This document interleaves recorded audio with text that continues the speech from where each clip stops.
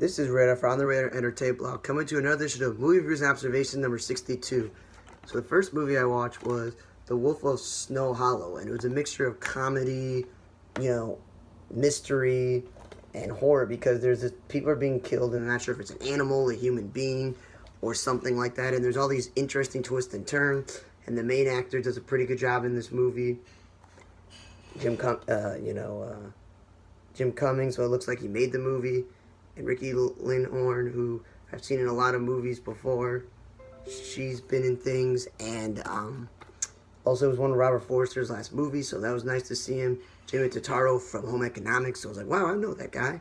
And for an 80-something minute movie, there's some horror, there's some suspense, there's some mystery, and you figure out these murders, some good acting by some actors that I've heard of, or I recognize their face, or the main guy, and it was pretty good.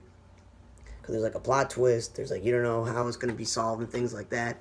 And it was pretty good. So rest in peace, Robert Forster. I would definitely recommend watching The Wolf of Snow Hollow for the most part, because it was not that long. It was pretty interesting to take. Then I saw this movie Tesla with Ethan Hawke. Kyle MacLachlan was Thomas Edison. Jim Gaffigan was George Westinghouse. They had J.P. Morgan, his daughter.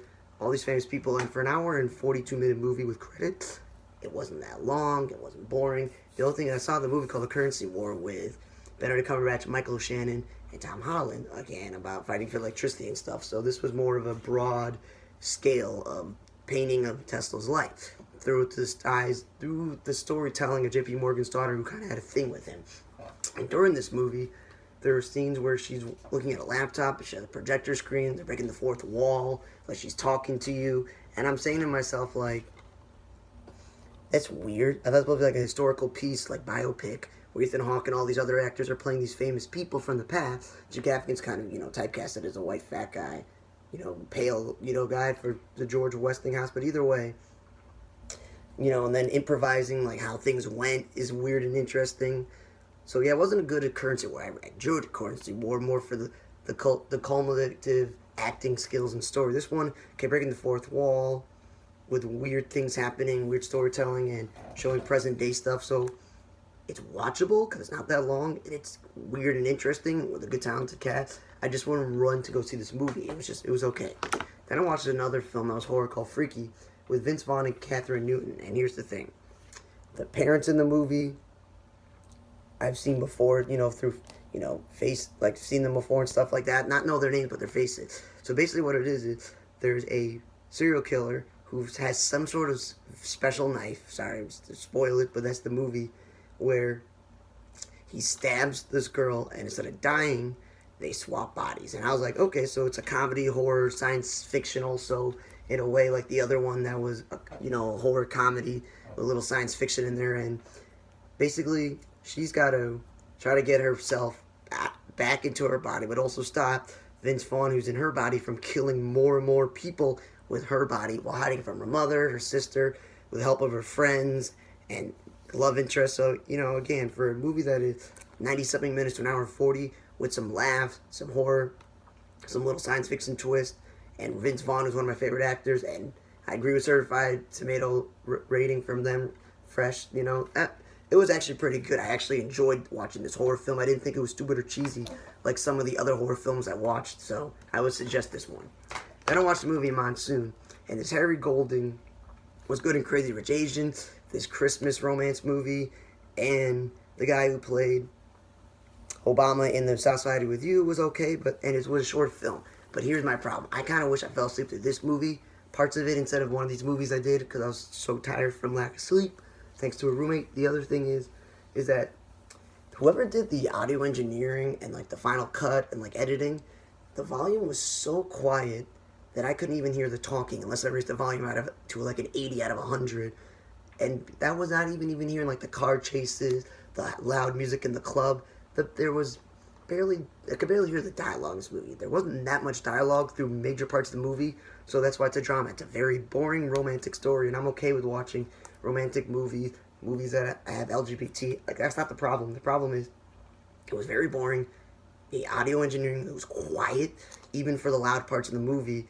And so it was like, I get it. He goes back home to Ho Chi Minh City to be with his cousin. He hasn't been there in a while. Then he meets this black guy, and they have a relationship. Whoop-de-doo. I get the point of the movie. not so great. Don't go out of your way to watch it. Then I watched a movie with Jackie Chan called Vanguard, where he owns this CEO. He's the CEO of this covert security company called, Vanguard, and basically he's got to protect this businessman and his wife and the daughter because of a deal that goes bad, and the whole family's targets, and they go through Africa to India to the Middle East, all those things. And this is when I got little to no sleep, and I kind of fell asleep through it, just little parts of it, but had the typical Jackie Chan martial arts, all the other characters, martial arts, action, car scene chases, boat chases, all these things throughout all different landscapes, like African jungle, the deserts, the big city of Dubai and India, and all these places, and it was just like, cool. I didn't know any of the other cast members, the Americans, the Europeans, the Arab, the Arabic characters. I didn't know any of them.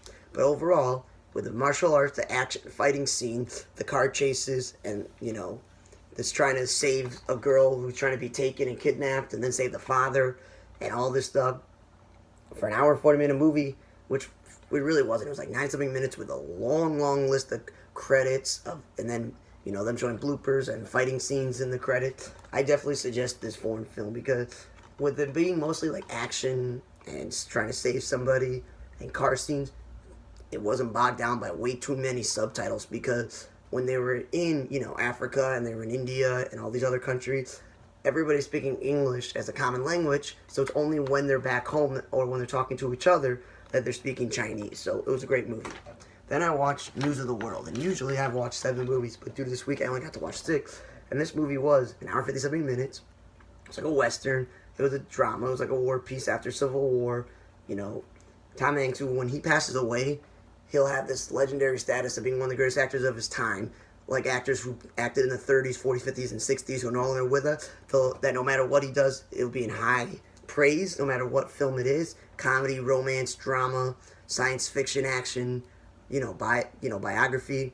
He basically, the reason why it's called News of the World is because he goes on and gives the news. He meets this little girl in the forest whose parents are dead, the Native Americans who watched her are dead, and he's got to deliver her to where she belongs. And they got to go deal with people trying to rob them, trying to kill them, all these different things while he's delivering the news. And typical cowboy western wagons and horses. And again, he's a good actor. He makes any movie better than it already is. Like Sully was a really good movie. It's just like Forrest Gump. So this one is not like in the great movies he's in, but it's also not a horrible movie. I'd say like it was a good to above average movie. The girl who played the lost girl who didn't speak English did a very good job. There was some lull talking scenes, but for the most part it's just an adventure. It's a Western trying to get from point A to point B with stops along the way.